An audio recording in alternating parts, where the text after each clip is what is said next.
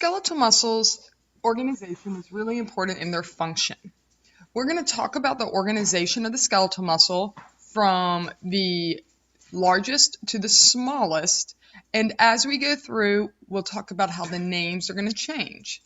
So what we see in this picture is a skeletal muscle attached to a bone. Skeletal muscles are attached to bones by tendons, and the tendons are going to be composed of dense, regular, and they're actually going to be made up of numerous different layers of connective tissue that cover each different layer of the skeletal muscle organization. So the first is going to be, we have what we call the deep fascia, which is going to cover the entire muscle group. So any muscles that have the same function, such as the biceps, 2 different muscles in that group, triceps, 3 different muscles in that group, are going to be covered by the same deep fascia. The deep fascia is going to directly cover the muscle, the skeletal muscle, and this is going to be covered by a layer called the epimysium. Remember, epi means basically above. So this is the layer that is surrounding the entire muscle. Now within the skeletal muscle, you'll notice that we have little circles. Each of these circles is known as a fascicle.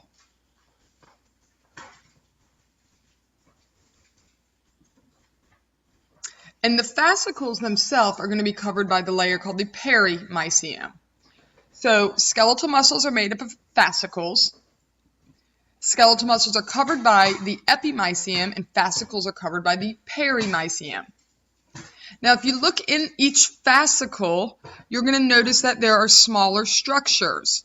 These are called the muscle cells.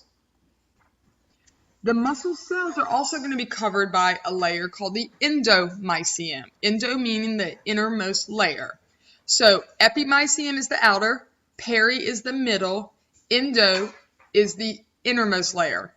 We go from skeletal muscle to the fascicles to the muscle cells.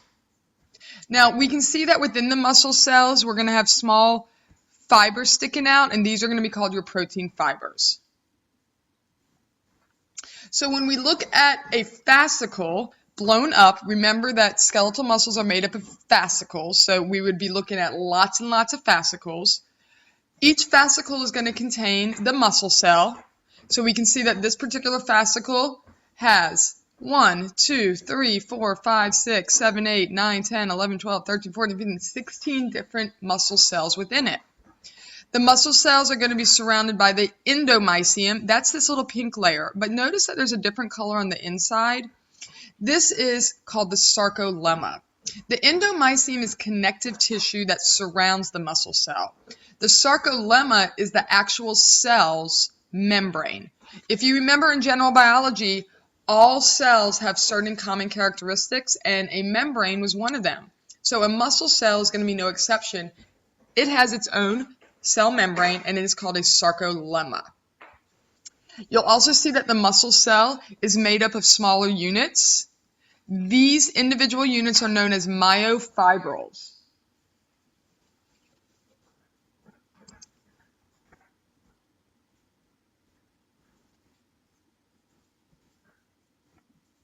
Okay, so the myofibrils are going to have protein filaments inside of them.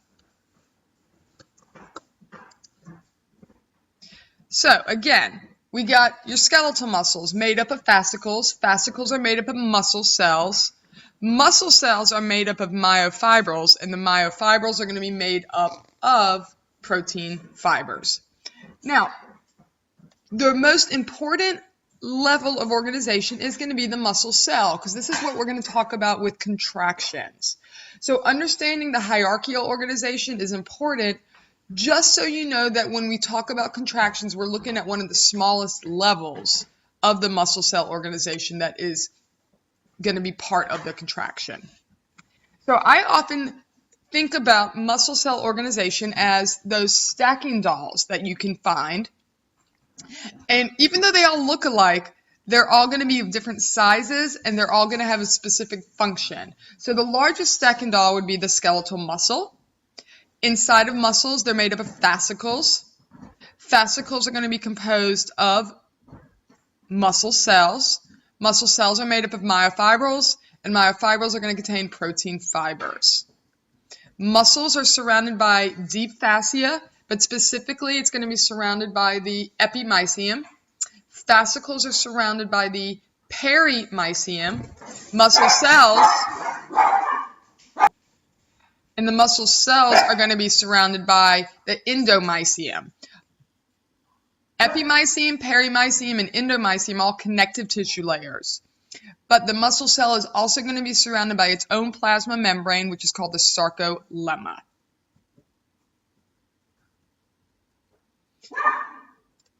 So this is a detailed picture of a muscle cell. Remember that the muscle cell is going to be surrounded by endomysium, which is actually not pictured in this picture. This picture, we're just seeing all the details of it. And when we look at the muscle cell, remember that it's surrounded by this, that it's going to be filled with myofibrils. So this particular picture, we have 7 myofibrils. Now the myofibrils are going to be surrounded by the muscle cell's membrane called the sarcolemma.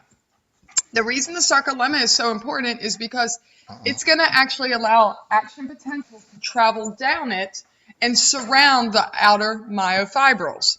So what's going to happen is APs are going to actually travel down the sarcolemma, and that's going to excite these myofibrils that are on the outer edge.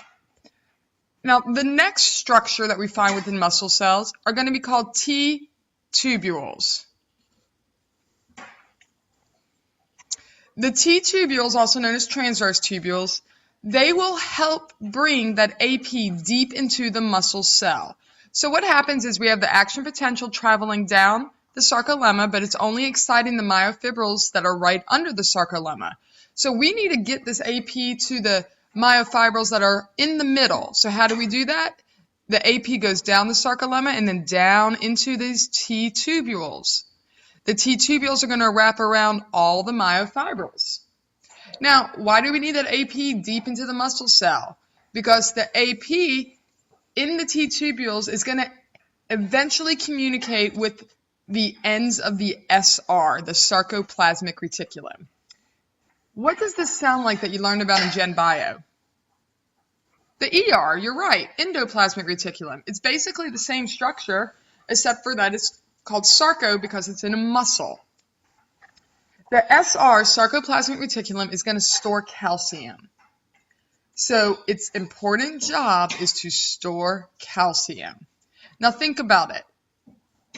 If it's storing calcium, what do you think it's eventually going to do?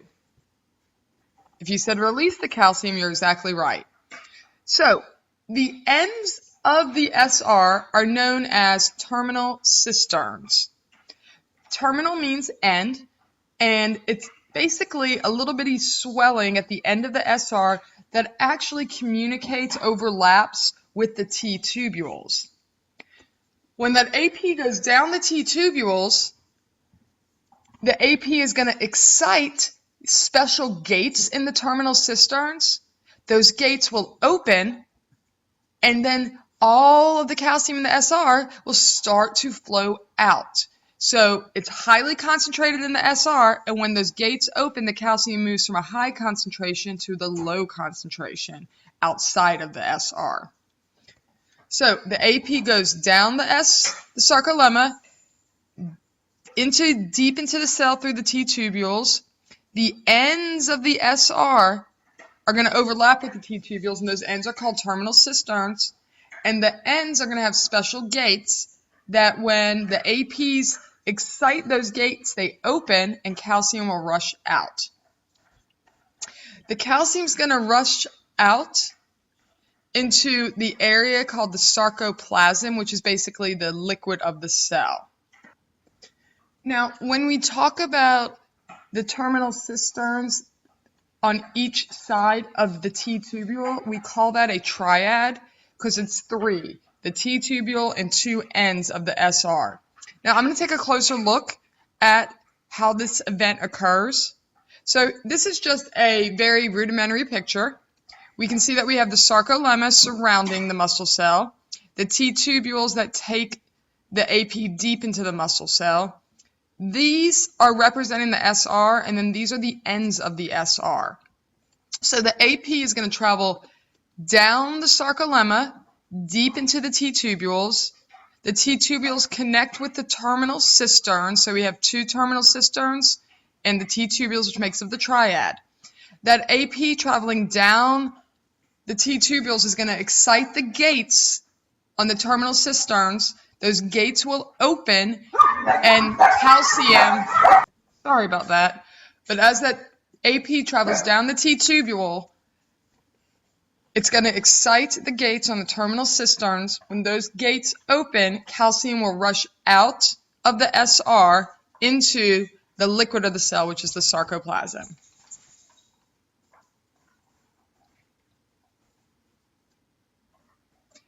So the sarcoplasm is going to be the liquid that surrounds all of the myofibrils. It's basically going to fill in all the spaces. It's very similar to cytoplasm, except it has a few different components in it that we'll talk about in just a minute. Now, the last thing I'm going to go over before we jump into a lot of detail is basic parts of the myofibrils. I want you to think of myofibrils as Legos. You link them together to make something larger. Where in myofibrils, they're going to be divided into units called sarcomeres. So there can be hundreds to hundreds of thousands of sarcomeres within one myofibril. These sarcomeres are going to be made up of different parts. There are lots of different parts, but just for general understanding, we're going to have Z-disc. They get their name because they look like zigzags. That's going to be the beginning and the end of each sarcomere. So here's one full sarcomere. We can see that here's the beginning of another sarcomere, and here's another sarcomere. Within the sarcomeres, we're going to have different protein fibers. In general, there's around 12 different protein fibers.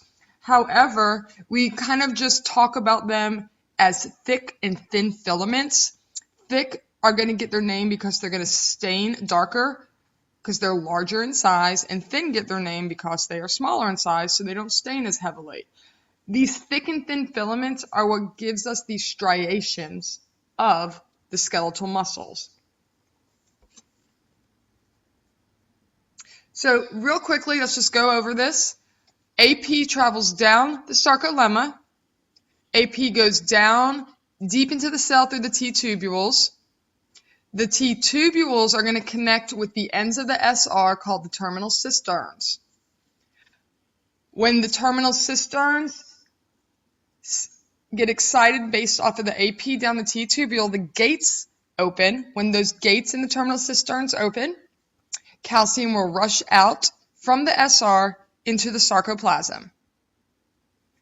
When the calcium is in the sarcoplasm, calcium is going to have a role in interacting with the filaments in these sarcomeres of myofibrils.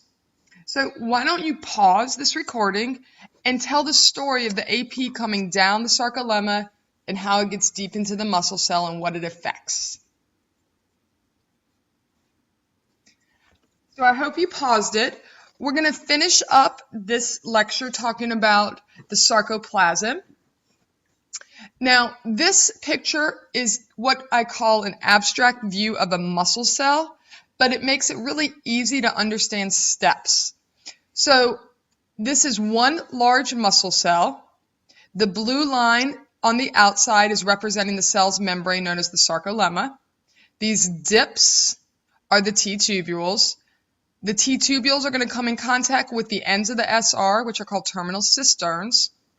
The terminal cisterns of the SR are going to have calcium in them. And you see these little hats? These little hats are going to be the calcium gates that will open up and let the calcium out. Inside the muscle cell, we have all this background color, which is your sarcoplasm. It's actually the liquid. The sarcoplasm is going to surround the myofibrils. And what's unique about sarcoplasm is that we have to think about what muscles function are. Muscles function to move, to contract. Well, any type of movement or contraction takes a lot of energy. What's the body's energy? If you said ATP, you're correct. So the best way to make ATP is through aerobic cell respiration. Now we need certain things to go through aerobic cell respiration. We need oxygen. We need organelles to actually make the ATP, and we need fuel for the process. So what does sarcoplasm have that makes it a little different than normal cytoplasm in cells? For one, it's going to have more mitochondria than most cells. The mitochondria, if you remember, are what we call the powerhouse of the cells. Basically, they are the organelle responsible for producing majority of your ATP. For the mitochondria to produce your ATP, oxygen needs to be present. So we have what we call myoglobin. Basically, it's similar to hemoglobin, except for it's only found in muscles, hence the term myo. The more myoglobin there is, the darker the muscle because of the redness. The less myoglobin that there is, the muscle will actually look lighter. So you've heard of white meat and dark meat. A lot of that's based on the myoglobin content. But oxygen and mitochondria aren't enough. We need fuel. So there are 4 biomolecules: carbs, lipids, proteins, and nucleic acid. The most common fuel we use to make ATP is going to be carbohydrates. So what we need is sugars. Well, if you have glucose in your body, it gets used very rapidly. So what we do is we store glucose in long chains, and we call these chains glycogen molecules. So muscle cells will have high amounts of glycogen. A lot of muscle cells will have a lot of myoglobin. And then we also have a lot of mitochondria. All of these are unique in high amounts to sarcoplasm.